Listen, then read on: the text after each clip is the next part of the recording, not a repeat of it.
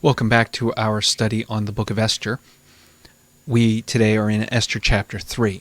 If you have not read Esther Chapter 3 yet, I encourage you to pause the video, go read over Esther, write down your comments, your questions, anything that you feel is important, and then come back and restart the video and watch along with me. I say this because it's helpful when people engage with the videos, and one of the ways you can engage in the video is asking questions. You can, if you want, comment the questions and I'll try to get back to you on them. Or you can, if you know from the church, you can just contact me and we'll talk.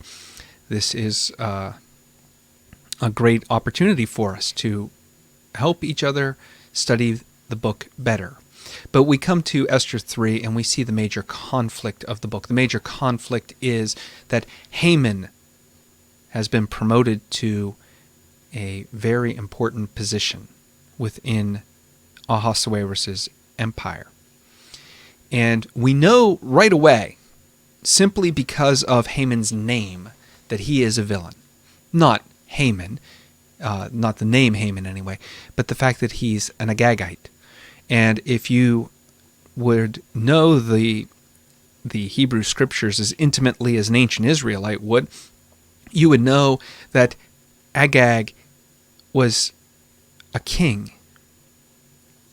And not just any king, but a king who defied God. We see this in 1 Samuel, where Mordecai's ancestor, Saul, is tasked with destroying the king Agag, who is bent on destroying the Israelites. Saul fails in this task. He does not kill Agag. He does not destroy all of God's opponents. Rather, Samuel kills Agag and is very angry with Saul, and this is part of the reason why Saul loses the kingdom. So here we have a reference back to that event. It's subtle, I know, but it is meant to bring our minds back to that little detail in 1 Samuel, where Saul has failed to eradicate God's enemies. And now they're back to haunt the people again. We don't know why Haman is promoted. He just is. He's just in line to receive promotion and does so. He is obviously somebody who is very politically shrewd and needs to be watched carefully. But the conflict of the story comes in these details that Mordecai, unlike everyone else, does not bow down to Haman because of his position. And Haman is very mad at that. We don't know why Mordecai doesn't bow down to Haman. We're not told why. The assumption of many commentators is that because Mordecai is a Jew, he is taking this stand of not bowing down and worshiping a person, similar to what we see in Daniel from Shadrach, Meshach, and Abednego. However, there is a huge difference between this story and that story. And in that story, the Jews are being asked to bow down because the king wants to see himself as a divine being, as a god. And so the worship that he is asking is as a divine person. The Jews, being good Jews, cannot worship another deity. Haman is not asking for that level of worship. And so there is a level of why wouldn't Mordecai be allowed to bow down to Haman? We do have other instances in Scripture and throughout history where Jews did bow down in front of kings and other people because they are dignitaries. So what we're seeing here is not a religious conflict so much as a personal conflict, at least probably. And Haman, being this incredibly evil person, takes this personal conflict he has with Mordecai and magnifies it to the nth degree. He magnifies it to a point where he is not going to be satisfied simply with destroying Mordecai. He's not going to be satisfied with simply destroying Mordecai's family. For Haman, the only thing that will actually satisfy him is to destroy the entire Jewish people. Mordecai's entire nation, his entire people group, must pay the price for Mordecai's disobedience to Haman. This is incredibly petty. We are supposed to see this as incredibly petty. This is not about necessarily religious conflict. It's pettiness. And remember, this was a book to be read at a very festive environment.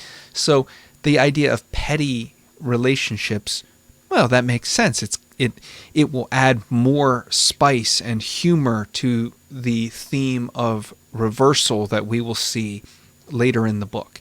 If Haman was truly after the Jews because of their Jewishness, well, some of the details later, they don't become quite as fun. And that great reversal between Mordecai and Haman doesn't become quite as pointed. So what we are trying to see is Haman is just an awful person who is so incredibly petty that he's just going to kill anything that is remotely associated with this one man who has slighted him. Now, to do this, Haman relies on dice, pur, which is where, at the end of the book, we are told the plural for pur, Purim, is where the name of the Jewish festival comes from, because Haman throws the dice. Now, for you and I, we live in modern Western cultures, at least probably most people who are going to see this live in modern Western America. Now, if you accept modern Western trains of thought, this seems kind of illogical and just weird. Why would Haman roll dice to see when to kill Jews? The ancient belief was that God would speak, or whatever God he was praying to, would speak through the dice. In other words, the gods are not going to specifically just talk to you, but they will influence the environment around you to answer your questions. So the belief was, I roll these dice, whatever comes up, that is what God has said, or in Haman's case, what the gods have decreed. So it is a significant amount of trust. But what the Bible shows is a little bit of a picture where this works, because Haman rolls these dice intending God to speak about when should I kill the Jews, and God does, in some ways, answer that prayer. Now, this is weird for us to think about, but Haman rolls a number, a specific date, that is far enough away for salvation to come. In other words, it almost seems like the Bible wants us to see that even though Haman did not intend for the Jews to be saved in the end of this, Haman is committing himself to true and honest prayer. He just doesn't expect the answer. He doesn't expect the God of the Bible to answer the dice, and does not expect the answer is really to further a plan other than his own. It to me, that speaks about how, sometimes I might pray selfishly, and God is going to twist that, at least from my perspective. God is going to use that prayer in a way I did not foresee to work good in an area where I might not have recognized that as good. God is going to use prayers sometimes differently from how we intend them. But Haman wants the gods to answer, when should I set the date for this decree to come out? And God answers that to some degree, setting a date that is convenient for God's plan. The problem is, God's plan is not the same as Haman's. At least that's what the book is trying to convey. Haman is here trying to destroy a person. And so he takes this to the king. But he can't just say, I want to kill Mordecai. No, he couches it in very political language. King, there's a group of people who you just cannot tolerate in this kingdom anymore. You cannot tolerate these people in your empire because they are undermining everything your empire is supposed to stand for. And the king says, okay, kill him. The king is very disinterested. Just like in chapters 1 and 2, the king doesn't act. The king doesn't do anything that you would be like, wow, this king is really a good king, or this king is at least, concerned with anything. It's rather, my servant comes in, tells me something needs done here. Go do it. Haman, in order to get the king's attention, he promises the king a ridiculous sum of money. He is going to double Persia's income for the year. The amount of money that Haman promises the king, which is probably the spoils from the Jewish households when they're killed, everything, what Haman is saying is, let me kill all these people, and then everything that they own, I'm going to turn over to the king's treasury.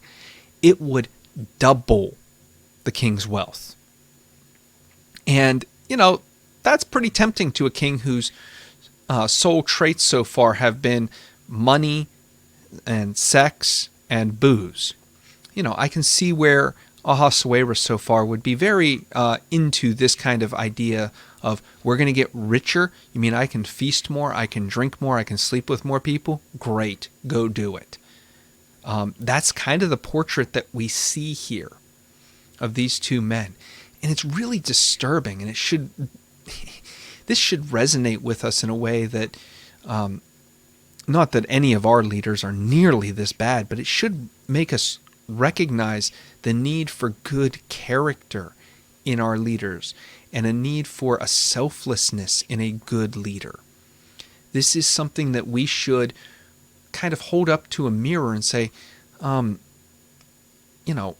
what ways am I like this? In what ways are my leaders like this? Where we'll do anything for selfish gain. And that's just, that doesn't hit us nearly as often as I think it should. Because these two men, they've just signed the death warrant for thousands of people. And their response to signing the death warrant for thousands of people is to pour another cup of wine and feast. So far, we've had 3 chapters, and in each chapter, the king is getting drunk. In each chapter, the king is unable to make up his mind and relies on servants to tell him what to do. In each chapter, the king seems very unconcerned with anything other than his own pleasure and his own power as king. That's all he seems to be concerned with.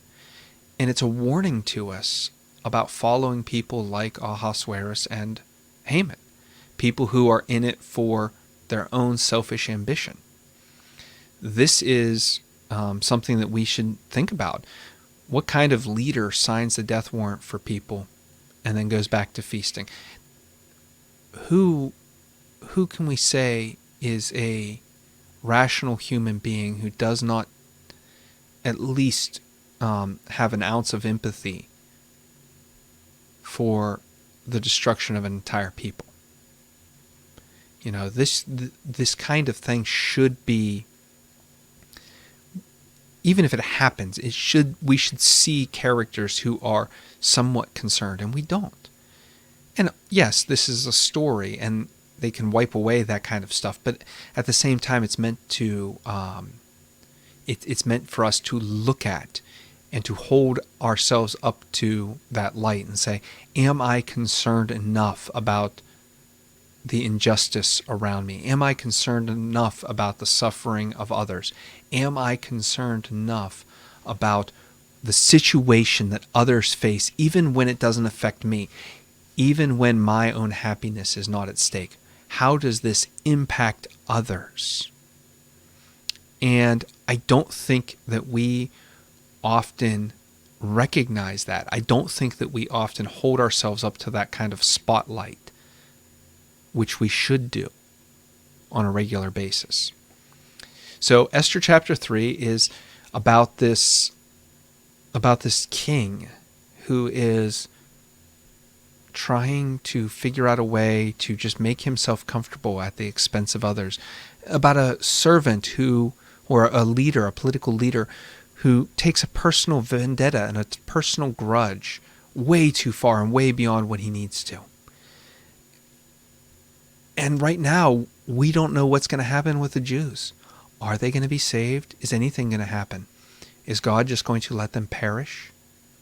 This is the tension moment. But we'll pick that up in chapter 4. Until then, I hope that you have a blessed week, and I hope that you will join me for the next installment. Thank you.